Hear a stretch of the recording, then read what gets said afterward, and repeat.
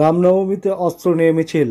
বিজেপির প্রার্থী দেবাশিস ধর ও বিজেপির জেলা সভাপতি ধ্রুব সাহা সহ 10 জনের বিরুদ্ধে জামিন অযোগ্য ধারায় মামলা রুজু করল রামপুরহাট থানার পুলিশ। এরই প্রতিবাদে আজ রামপুরহাট থানার সামনে বিক্ষোভ বিজেপির। পুলিশের সঙ্গে ধস্তাধস্তিতে জড়ালো বিজেপি কর্মী ও সমর্থকেরা।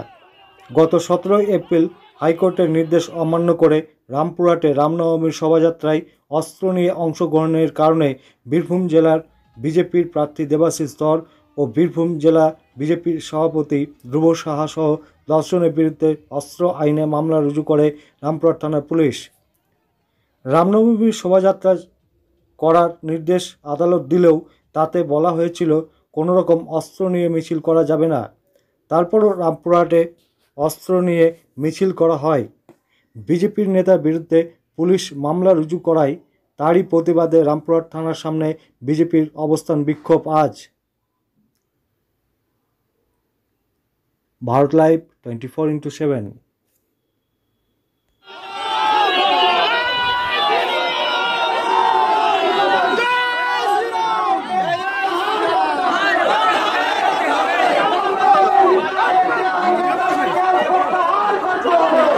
রামনবমী শোভাযাত্রা বেরিয়েছিল, সেই শোভাযাত্রায় পুলিশ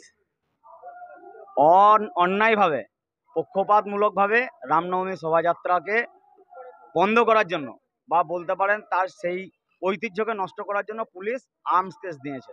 সেই আর্মস কেস আমাদের 11 জনের নামে দেওয়া হয়েছে। তার প্রতিবাদে আজকে বিক্ষোভ দেখাতে থানায় আসা। পুলিশ এরকমভাবে তাদের বক্তব্য হচ্ছে হাইকোর্টের অর্ডার অনেকই আছে। হাইকোর্টের অর্ডার আছে যে ওপেন পশু কাটা বন্ধ করে, তো বন্ধ তো হয় না।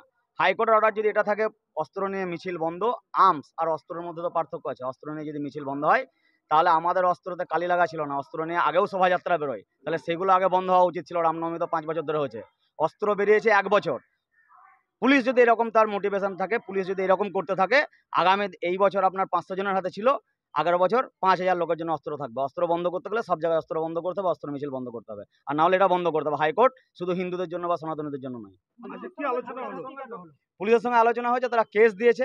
তারা বলেছে যে আমরা আগ্নেয়াস্ত্রর কেস দিয়েছি, কিন্তু আপনারাও দেখেছেন কোনো আগ্নেয়াস্ত্র পুলিশ সিজ করতে পারেনি। যদি সিজ করছে তারা দেখা, আগ্নেয়াস্ত্র কেস কিসের? কেউ কেউ আবেগের বশে নিয়ে এসছে, তো সেটা যদি অস্ত্র নিয়ে আসে তার জন্য কোনো ক্রাইম হয়ে যায়নি, কোনো কিছু অন্যায় হয়ে যায়নি, অস্ত্র নিয়ে কাউকে মার্ডারও করেনি। কিসের কেস? পুলিশের সঙ্গে ধস্তাধস্তি এই কারণে হয়েছে, পুলিশ বলেছে থানার মধ্যে আপনারা এসছেন কেন? পুলিশ গেট খোলা রেখেছে তো আসবেই, পুলিশ গেট বন্ধ করে রাখা উচিত ছিল যদি থানায় ঢুকতে দেওয়া না ছিল। আমার বাড়িতে দরজা খোলা থাকলে চোর ঢুকবে না? আমরা তো চোর লয়, আমরা তো পুম মারতে আসি না থানায়, বিক্ষোভ দেখাতে এসেছি। গেট বন্ধ করে রাখতে। পুলিশ মাইক বন্ধ করেছে, থানার মধ্যে তাদের নাকি 144 ধারা কিছু থাকে, ঢোকা যায় না। তো সেটা যদি বন্ধ করে দিয়েছে, তার জন্যই আমাদের সঙ্গে পুলিশের বাকবিতণ্ডা বা ধস্তাধস্তি। পুলিশ সেটা স্বাভাবিকভাবে ভালোভাবে বললে আমরা বন্ধ করতাম। আমরা একটা রাজনৈতিক দলের প্রতিনিধি, আমরা পুলিশের সঙ্গে মারামারি করতে আসিনি, ঝামেলা করতে আসিনি, বোমও মারতে আসিনি। যখন থানার ভিতরে বোম নিয়ে ঢোকা যায় তখন তো পুলিশ পালিয়ে যায়, টেবিলের তলে ঢুকে যায়। বিজেপির লোক এলে পরে তখন এদের মাথা গরম হয়ে যায়, তখন মাইক হাঁটাও, এদেরকে মারো, লাঠিচার্জ করো, এই তো অবস্থা। ছিলাম তো আমরা মোটামুটি 60-70 জন, তাতেই পুলিশের এই অবস্থা। কেস নিয়ে পুলিশের বক্তব্য যে তারা কেস যেরকম ভাবে চলছে সেরকম ভাবে চলবে। কেস তারা যখন দিয়েছে, পুলিশের হাতে কলম আছে, খাতা আছে, তারা কেস দিয়েছে তাদের মতন করে।